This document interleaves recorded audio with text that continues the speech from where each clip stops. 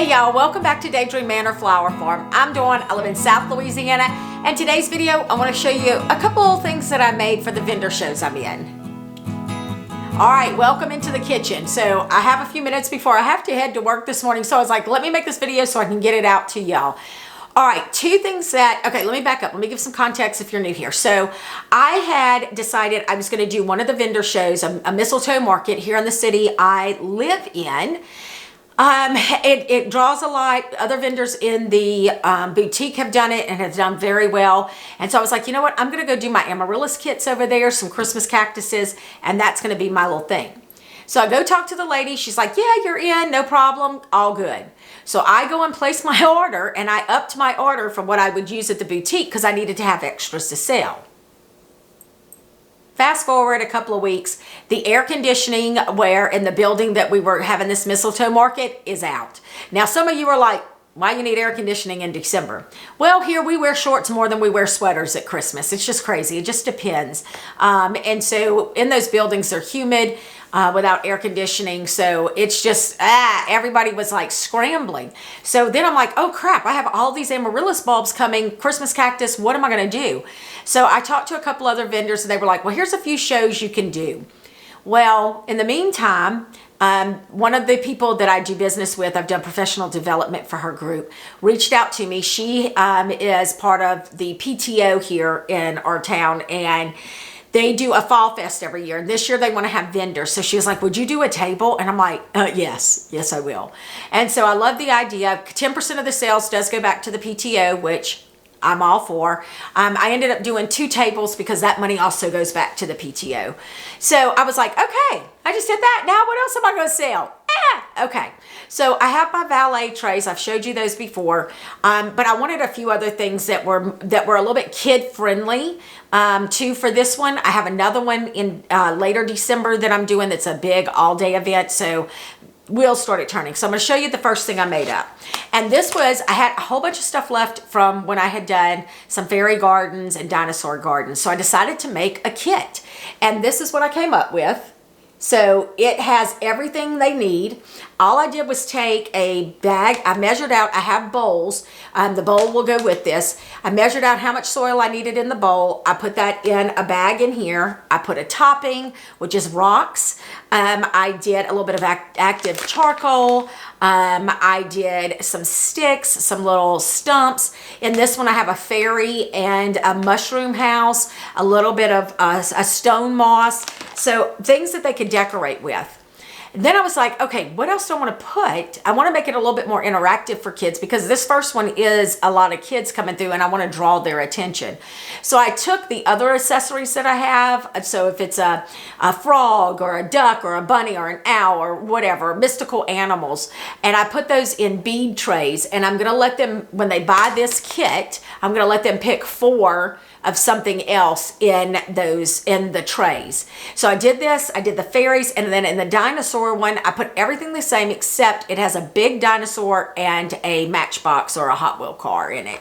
So it can make like a Jurassic jungle kind of thing. And then I have more dinosaurs, reptiles, and that they can pick 4 from.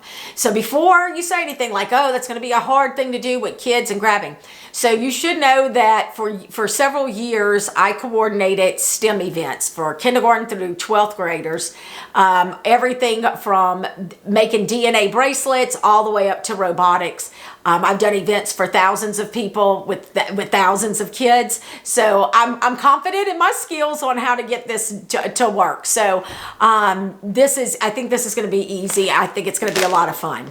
The second thing I did, and then I will also show y'all on a later video the amaryllis kits and the paper whites, but I don't have any of that ready yet.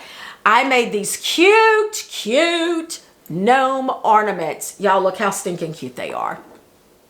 So these are pothead gnomes, and they, look at this one. They are super easy to make. I Googled actually on YouTube. I searched on YouTube pothead gnomes, and I came across a video that I really liked. So I'm gonna give you a rundown really quick, and if I can find, and I'll try to link her video at the bottom as well. So I did not make these alone. My friend Lori, who I've talked about her on here before, she owns Pippin & Co. Y'all, I need to put her Facebook page on here. Y'all got to go check out her stuff. She's super creative, but she has beautiful pottery and pillows, and she does these gorgeous tea towels. She's the one who made my tumbler buddy on for my Stanley. So she came over. We spent the day doing this. She had these beads. So here's the first thing I had to do. I bought all of these little pots. These are the 1.5 inch, right at 2 inch terracotta pots. I watch for them to go on sale at big box stores, wherever I can get them, and I buy them because I don't want them to cost more than 75 cents. So I always buy them when I see them on sale. So I had a nice little stash of those. The yarn I also got on sale. I think I paid like $2.50 for a skein of yarn. This is a thicker yarn than this one. This is a much thinner. It doesn't really matter, because it's just going to be how many times you wrap them. So to prep it, you need to paint your pot, get that painted. This is just a string that all I did was thread it through. On the bottom under the pot, there's another bead that I threaded on, and then just hot glued it underneath the hat so that it would stop this from coming through. So that was the premise. I added this little decorative bead on top and gave it a little bit of glue just to hold it in place right there. From there, you take your yarn, and I will tell you what worked for me, because I didn't have I didn't even have a piece of wood in here. I ended up going to get a 4x6 frame that I had in the bedroom, and we used the frame. And so I just wrapped the yarn around it.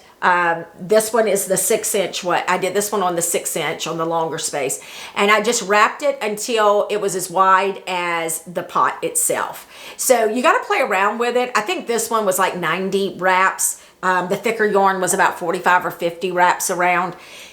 Then you just tie it in half and you cut it so that when you hold it, you have on each side, you have the equal amount of yarn. I took that, and then I put hot glue around the inside of the pot, and I pushed this in it and let it dry. That was it.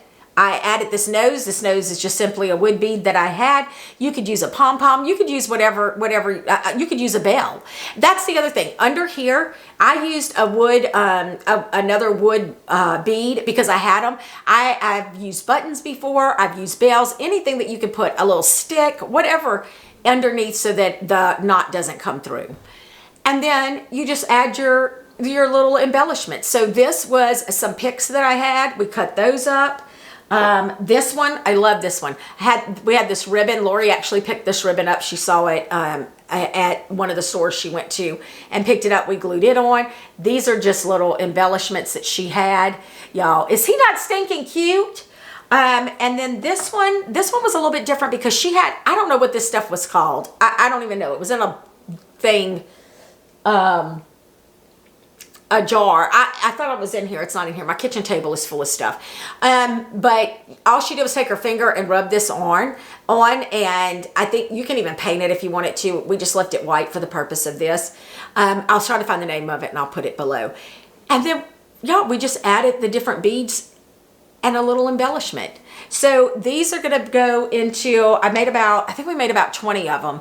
And it did take us all day. It was an all day thing. I say all day, it probably took us about 6 hours to make them. One, we didn't have a process in place, and so we were shifting a lot. Now I think we can make them much faster because we know what we're doing, and we have it where it would flow much easier. I'm gonna do these in the spring, at the spring show. I'm gonna do in with spring color. So I mean, it's just a lot of fun. I wanted to do something a little bit different for these shows because they are more towards the end of crafting versus what's at the boutique. So I think it's going to be a lot of fun. I have Christmas cactuses I've got to pot up, and I've got to make my amaryllis kits.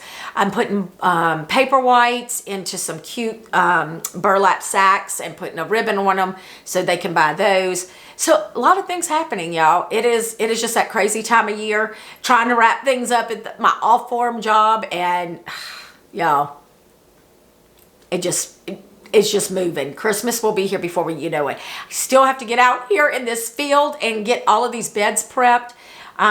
Thanksgiving week is going to be rush week here. That's what I'm going to call it. I might do an outfit of the day for a rush week. Get it?